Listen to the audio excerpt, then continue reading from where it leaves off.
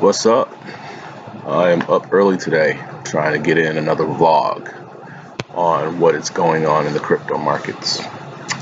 Well, almost feel like I should talk more about the problems that a lot of crypto has. So, like in my mind, cryptocurrency has taken the ideas that have kept humanity stuck on, like enslaved really to the concept of value and money, and leveled the playing field a little bit. Let me kind of go back. So, like, before we based our value on gold, it was more like a bartering system, and people more held value into territory and land.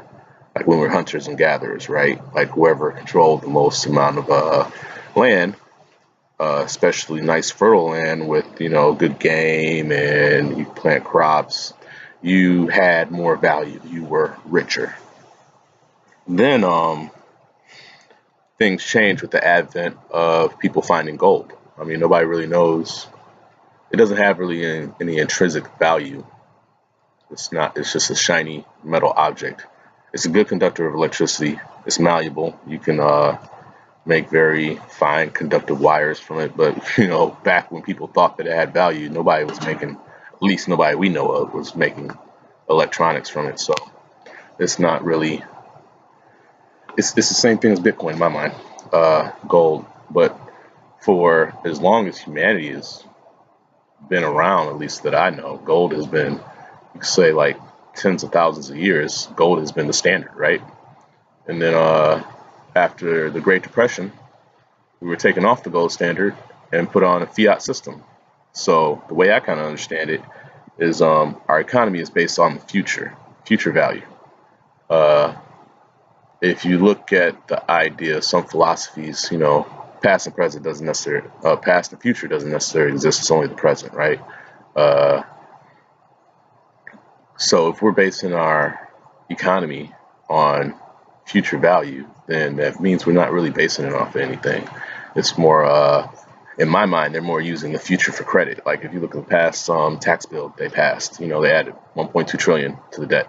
So what that really means is they use not our children or their children, but they use their children's children as collateral to borrow against. They use the citizens because the citizens are the ones that create money. We're the currency. We use our time and energy to work. We go to our job for 8 hours a day, and for that amount of time, we produce a certain amount of value, and we take that value and we buy daily necessity things with it. Sometimes not, some people buy Lambos, whatever. But some people's time and energy is only worth more. Let me rephrase. Some people use a pool of people to generate value from them. That's what these corporations are. So when Mitt Romney said corporations are people too, my friend, he was not lying. They are entities. They have rights. They vote, obviously. And I'm thinking right now, with the idea of sovereign governments. Well, even so, let me kind of go back with the gold thing. So nations used to be predicated on kings and queens, and the kings and queens are were the ones that faced the reality for the people. They're supposed to protect them, and in turn, the people paid them tax or protection, fought in their armies, nationalistic pride, whatever. And a lot of that is being broken down now. You don't have kings and queens anymore. We kind of moved off of that with democracy, and you have, I think, shadow governments in a way, but you have this idea of democracy to where people can pull together, and it's supposed to be like an even vote. Even though we're created equally, we're not necessarily treated equally. But I'm digressing with my thought. But now with cryptocurrencies, it's taking those ideas of what's valuable and putting it back into the hands of the people. It's a double-edged sword. It's a very big double-edged sword because when Bitcoin first started, you can mine it on your laptop. Now they got caves in China that mine mass amounts of electricity. They use mass amounts of electricity, but they're like attached to, they're trying to use renewable sources. So they have like a lot of water dams or whatever. But anything that goes on in China is state sanctioned, period. So there is no, so if they have mines, if they're cornering the market, is for a reason. And with cryptocurrencies, I mean, just in general, our society, like electronics become obsolete after like a couple years. iPhones. I'm not gonna bring in the iPhone thing, but like if you look at computer, right, the lifespan on a computer is like 5 to 6 years max, and then over time it gets worn out. And that's the same thing with a lot of these miners that they create to mine Bitcoin. So Bitcoin's consuming not only fiat money, it's consuming electricity and it's consuming hardware. And it's almost sad in a way to where we had to get to this point to get kind of free from the powers that be. But Bitcoin is very disruptive. Like cryptocurrencies are very disruptive, and they consume the physical and make it digital. The digital world right now is kind of in the ether. And if you look at a lot of companies in the world, information has been worth more than physical resources. That's why you have in China, they had like so much money they were just building empty cities, right? Because they were trying to keep their GDP low and basically not show the growth, because they're trying to, they're trying, like any country, they want to, especially since they're old civilization, they're trying to establish their dominance in the world. So yeah, but as disruptive as cryptocurrencies as Bitcoin can be, like they are people that are trying to make more energy efficient cryptos, using proof of stake instead of proof of work, proof of blogging, or proof of brain, however you want to call it, with Steemit. Burst is a good one that McAfee just pumped.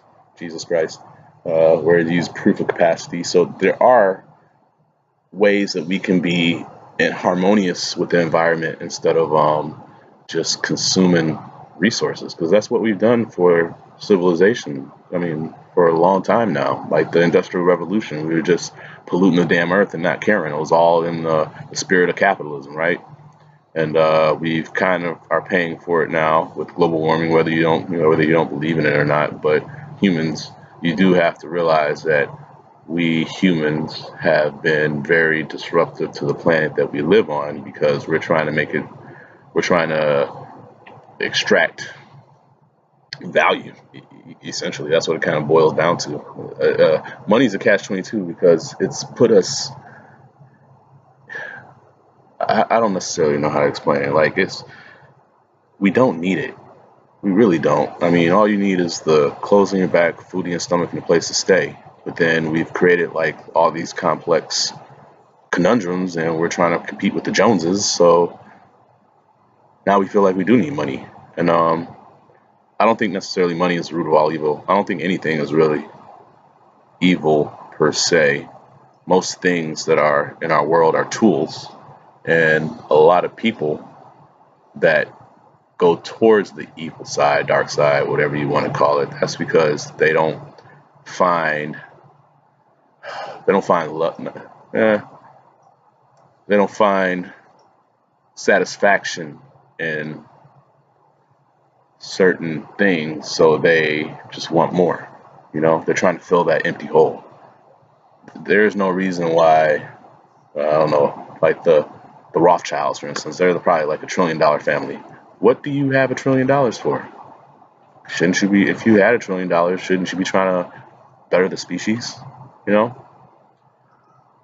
But I guess if you view yourself differently than everybody else, like think that you're better than everybody else, then you really don't care about the planet that they live on. That's why they're trying to go to Mars, man. Like, leave us here.